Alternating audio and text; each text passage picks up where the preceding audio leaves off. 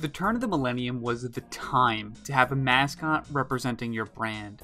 The transition from the 5th to the 6th generation of console left Sony in kind of a weird spot, as their two PS1 exclusive platformers had their rights change hands over to Activision, who still own the properties today.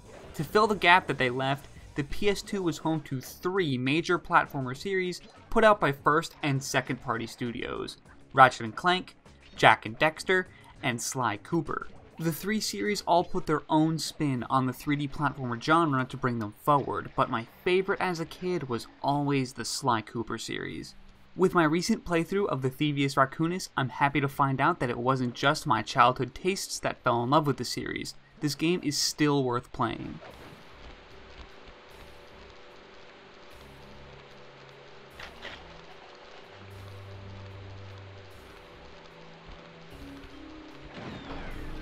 Worth noting that I'm not playing the original PS2 version here, but instead the PS3 port featured in the Sly Cooper collection, which gives me that beautiful widescreen footage and the up-resed textures. The graphical fidelity that the port brings is nice, but how well the visuals hold up is much more of a testament to the timeliness of the art style. The presentation in general is a strong package. The vignettes in between worlds feel like a noir Disney movie with an edgier art style, and the animated title card for each world makes you feel like you're playing a movie. And this feeling of playing a movie transitions into the gameplay as well. Sly Cooper in the Thievius Raccoonus feels almost like a predecessor to the cinematic experience type of game we think of today. The platforming is never difficult, with the focus being more so on identifying where you are supposed to climb rather than landing tough jumps, and the double jump to correct yourself helps emphasize this more so. The camera will pan or change angle depending on what you're doing, like narrowly tiptoeing on the edge of something or climbing up a pipe. It's much more Nathan Drake than it is Mario.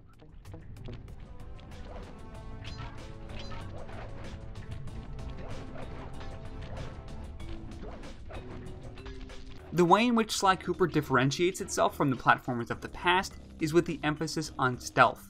This bent towards sneaking is not only a major focus of the gameplay, but also informs the style of the game in general and the animal choice of the main protagonist. Out of all of the mascot platformers, Sly being a raccoon feels far more well contextualized than many of his own platforming contemporaries, whose animal choice sometimes felt like darts were being thrown.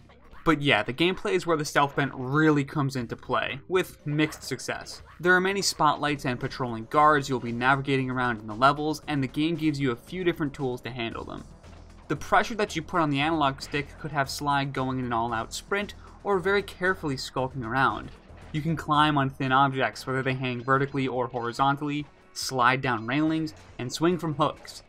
Get familiar with this blue aura that emanates from objects, as that tells you when you can press the circle button to activate a super sneaky Master Thief move. Hold down the circle button and you should perform a super sneaky Master Thief move. Hold down the circle button near blue auras. I'm on it.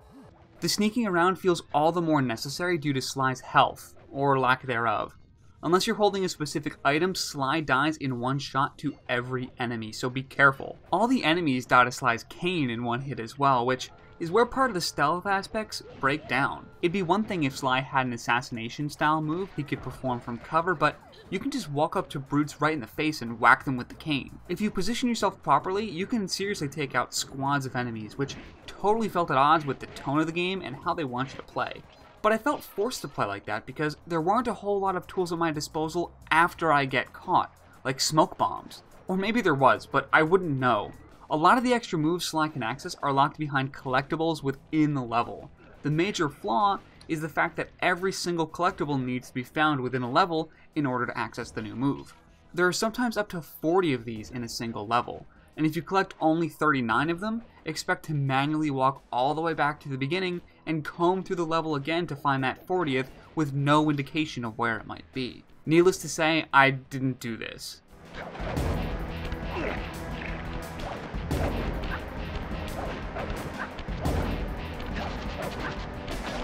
These levels are pretty linear, which gave the game a decidedly retro feel. It's a straight shot with checkpoints and game overs, which is usually something I can't stand, but the low level of difficulty here made them a non-issue. Which I guess further begs the question of why do they even exist, but hey, they were nixed in the sequels, so whatever. Sly's not alone on this adventure, and I guess I should talk a bit about the story. Sly's from a line of honorable thieves who only steal from criminals. Their sacred text, the Thievius Raccoonus, holds the secrets to all of the Cooper family's special abilities. One night, the Cooper household gets raided by a group of villains known as the Fiendish Five. They kill Sly's family and steal all the pages of the book, and then split up to different corners of the world. Sly spends the rest of his childhood at an orphanage, where he meets his lifelong friends, Murray the Hippo and Bentley the Turtle. Murray is the strong one, and Bentley is the brains, and together they go on thieving adventures with the end goal of recovering the Thievius Raccoonus. You don't play as anyone but Sly in this game, with the exception of some minigames. The crew's goal to take down the Fiendish Five has them globetrotting, with each of the five residing in a different country. Each of the 5 worlds uses the theme to inform the challenges you will be platforming through really well, and the enemy designs change too, even if only visually. 7 levels are held within each world, with 4 to 5 of them being traditional Sly levels and 2 to 3 of them being a minigame. The Sly levels are obviously the star of the show here, but the minigames are questionable. Most of them don't feel very integrated into what you're doing at all, and the quality of the minigames themselves is hit or miss. Murray's truck driving minigames actually control really well, but tell me again why I'm racing? If they wanted to include levels where we drove our getaway van, perhaps making a level that was a getaway would make more sense. And that's nowhere near as egregious as this twin-stick shooter level where you protect sunken treasures from being stolen by crabs. There are some chase sequences in the game as Sly, however. Hell, the game opens up with one in the first level, and you're being chased by none other than Carmelita Fox. This foxy Latino cop is always one step too slow to catch Sly, and she'll be on your ringed tail for the whole adventure. She acts as a foil and a romantic interest for Sly. Don't worry, even if the thought of a furry romance is as repulsive to you as it is to me, you won't find the game offensive. It's handled tastefully and more for humor than anything else.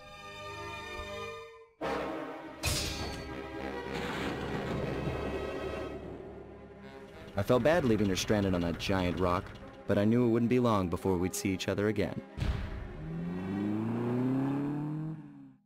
The 5-world structure of the game makes it really playable in short bursts.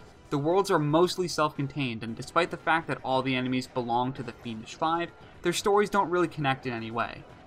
The lack of interwebbing stories prevent the climax from being as climactic as it could be, but it undeniably keeps things way simpler. Each of the villains gets fleshed out in a small cinematic before their world begins, detailing their sad history and life as an outcast, before their eventual rise to power to lash out at the world in response to everyone who wronged them. The 7 levels in each world following the same structure can sometimes feel very color by numbers in how formulaic it is, and I think it could have subverted that formula sometimes to spice it up a little bit. Regardless, from beginning to end, Sly Cooper and the Thievius Raccoonus really plays well. That game feel, that quality that just can't properly be conveyed in a video review, is there. Sly is smooth to play, and even if you aren't crazy about 3D platformers, you might find something to enjoy within the game's unrelenting style. Whether it's the absolute flair that this game presents itself with, the comically tragic villains, or the spot-on sound design, you will probably enjoy yourself. It's a must-play from the 6th generation of console, though I don't think it reaches the incredible heights of its sequels. That's an incredibly high bar to hit.